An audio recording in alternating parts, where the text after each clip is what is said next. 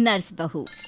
सुषमा की बहू विनीता एक हॉस्पिटल में नर्स थी, लेकिन उसे डॉक्टर से भी ज़्यादा नॉलेज थी। हॉस्पिटल में सब विनीता की तारीफ किया करते थे। सुषमा का बेटा यानी कि अंकित अपनी बीवी विनीता से बहुत प्यार करता था और उसे अपनी पत्नी की काबिलियत पर बहुत भरोसा था। धीरे धीरे वक्त गुजरता गया और शादी के 8 महीने बाद विनीता प्रेग्नेंट हो गई। मैं बहुत खुश हूँ। मेरा इकलौता बेटा है और अब इसका बच्चा इस दुनिया में आएगा। मैं दादी बन जाऊंगी। दादी मैं बता नहीं सकती मुझे कितना अच्छा लग रहा है। आपको खुश देखकर मैं भी बहुत खुश हूँ माँ। देखो बेटा, वैसे तो विनीता नर्स है, उसे अपने बारे में सब कुछ पता है, लेकिन फिर भी ना आजकल बच्चे पैदा करने में बड़ी परेशानी होने लगी है। उसे कहना कि वो अपना अच्छे से ख्याल रखे। अरे माँ, आप है ना, आपके रहते हमें चिंता करने की क्या ज़रूरत है। मैं तो अपनी बहू का बहुत अच्छे से ख्याल रखने वाली हूँ। उसे अच्छे से खिलाऊंगी पिलाऊंगी, तभी तो मेरा पोता या पोती एकदम हेल्दी पैदा होगा। कुछ दिनों के बाद सुबह के वक्त। अरे विनीता बहू, ये तुम क्या कर रही हो? कुछ भी तो नहीं मम्मी, अपना हेल्थ चेकअप कर रही हूँ। और क्या? लेकिन ये ब्लड प्रेशर की मशीन और ये तुम्हारे हाथ में इंजेक्शन कैसा है? अरे मम्मी जी, मैं अपना ब्लड प्रेशर चेक करके देख रही थी। प्रेग्नेंट होना और ऐसी हालत में ब्लड प्रेशर चेक करना बहुत ज़रूरी होता है। लेकिन बेटा, इन सब कामों के लिए तुम्हें डॉक्टर के पास जाना चाहिए। अपना चेकअप खुद करने की क्या ज़रूरत है? और ये इंजेक्शन किस लिए लाई हो? मम्मी जी, इससे मैं अपना ब्लड सैंपल लूँगी और हॉस्पिटल में जाकर अपना ब्लड चेक करवा लूँगी। अरे ऐसा भी कोई करता है भला? अपने खुद के हाथ से खुद का ब्लड सैंपल भी कोई निकालता है क्या? मम्मी जी, ये मेरा रोज़ का काम है, इसमें क्या है? मैं जब खुद से ये सब कर सकती हूँ तो किसी और से क्यों करवाऊँ? अच्छा ठीक है, जैसा तुम्हें सही लगे। कुछ दिनों के बाद सुषमा अपनी बहू को फिर से इंजेक्शन लगाते हुए देखती है और अंकित भी उस वक्त वहीं पर था। अरे विनीता, ये तुम क्या कर रही हो? तुम प्रेग्नेंट हो, इस तरह खुद को इंजेक्शन लगाने की क्या ज़रूरत है? अब तू ही समझा बेटा। पिछली बार भी अपना ब्लड सैंपल खुद ही कलेक्ट कर रही थी, तब भी मैंने इसे समझाने की कोशिश की थी, लेकिन ये तो मेरी बात सुनती ही नहीं। अरे मम्मी जी, मैंने पहले भी कहा था ना, बड़े हॉस्पिटल में नर्स हूँ मैं, और क्या करना है क्या नहीं मुझे अच्छी तरह पता है। हाँ, लेकिन तुम खुद को इंजेक्शन क्यों लगा रही हो? अरे इंजेक्शन नहीं है, प्रेगनेंसी में कुछ वैक्सीन लगवाने होते हैं, बस वही लगा रही हूँ, और क्या। और फिर एक दिन रात को अचानक विनीता की तबीयत खराब हो जाती है। क्या हुआ विनीता? तुम ठीक तो हो? तुम तो खुद अपना इतना ख्याल रखती हो, तुम्हारी तबीयत कैसे बिगड़ गई? पता नहीं अंकित, ऐसा लग रहा है कि वीकनेस हो रही है, बहुत कमज़ोर सा महसूस कर रही हूँ पिछले कुछ दिनों से। तुमने तो अपना ब्लड सैंपल दिया था ना हॉस्पिटल में, उसकी रिपोर्ट आई या नहीं? कल सुबह ही आ जाएगी, तब सब कुछ पता चल जाएगा। अगले दिन सुबह के वक्त। विनीता, तुम्हारी ब्लड रिपोर्ट तो आ चुकी है। तुम्हारी बॉडी में तो आयरन की बहुत कमी है, देखो तो ज़रा। अरे हाँ, इसके हिसाब से तो मुझे ब्लड चढ़ाना चाहिए, वरना डिलीवरी के वक्त बच्चे को प्रॉब्लम हो सकती है। मैं एक काम करती हूँ, ब्लड चढ़वा लेती हूँ। ऐसा कैसे ब्लड चढ़वा लेती हूँ? पहले डॉक्टर से जाकर पता करो और हॉस्पिटल में जाकर ब्लड चढ़वाओ। ये सब काम बिना किसी डॉक्टर की सलाह के नहीं करना चाहिए। मम्मी जी, आप फिर से शुरू हो गई ना। क्या करना है क्या नहीं मैं अच्छे से जानती हूँ, मैं खुद कर लूँगी। और विनीता हॉस्पिटल से ब्लड की बोतल का इंतज़ाम करती है और खुद अपने ही हाथों से खुद को घर में रहकर ब्लड चढ़ा लेती है।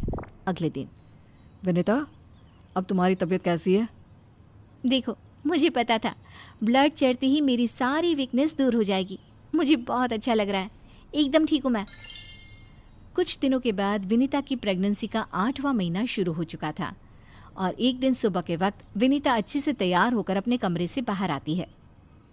क्या हुआ विनीता, सुबह सुबह कहाँ जा रही हो? बहुत दिन हो गए हॉस्पिटल नहीं गई, सोच रही हूँ आज ड्यूटी पर चली जाती हूँ।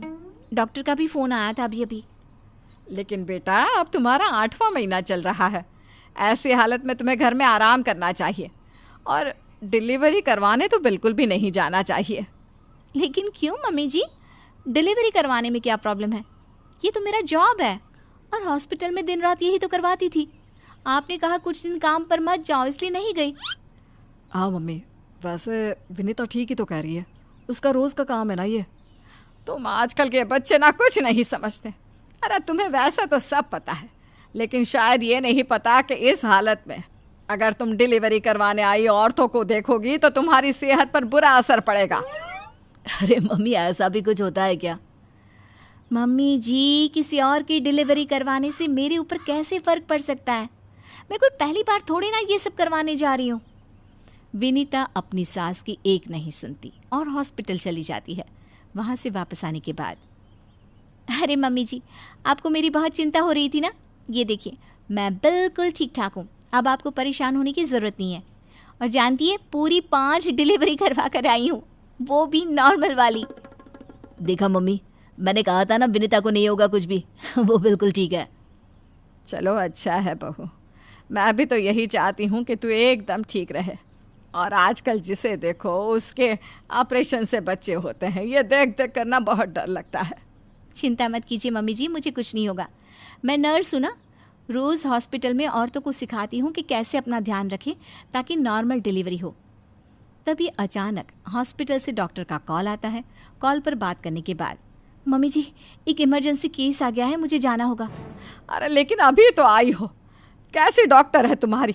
उसे पता नहीं चलता क्या कि तुम प्रेग्नेंट हो? ऐसी हालत में तुम्हें ना बुलाए। अरे नहीं मम्मी जी, डॉक्टर की भी मजबूरी है। कह रही थी काफ़ी सीरियस केस है और हॉस्पिटल में उन्हें किसी दूसरी नर्स पर इतना भरोसा नहीं जितना मुझ पर है। मुझे लगता है कि तुम्हें मना कर देना चाहिए बहू। कुछ नहीं होगा मुझे मम्मी जी, मैं अभी डिलीवरी करवा के आती हूँ। कुछ देर बाद अंकित के पास हॉस्पिटल से फ़ोन आता है।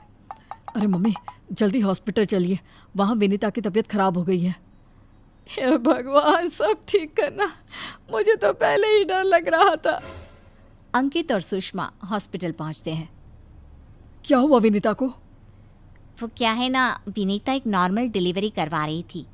केस बहुत ही सीरियस था और उस लेडी को बहुत ज़्यादा प्रॉब्लम हो रही थी। क्योंकि विनीता खुद प्रेग्नेंट है तो वो अचानक से घबरा गई और उसे लेबर पेन शुरू हो गया। लेकिन अभी तो मेरी बहू का सिर्फ 8वां महीना चल रहा है। देखिए, ऐसा हो जाता है। उस औरत को दर्द में देखकर घबराहट की वजह से विनीता को ये हुआ है। अरे डॉक्टर, लेकिन डरने की कोई बात तो नहीं है ना? नहीं नहीं, ऐसा कुछ नहीं, हमने उसे एडमिट कर लिया है। तभी सब देखते हैं कि विनीता अपने हाथ में एक छोटे से बच्चे को लिए बाहर आती है। अरे विनीता, तुम्हारी तो तबीयत ठीक नहीं थी, तुम्हें दर्द हो रहा था, तुम बाहर क्यों आ गई?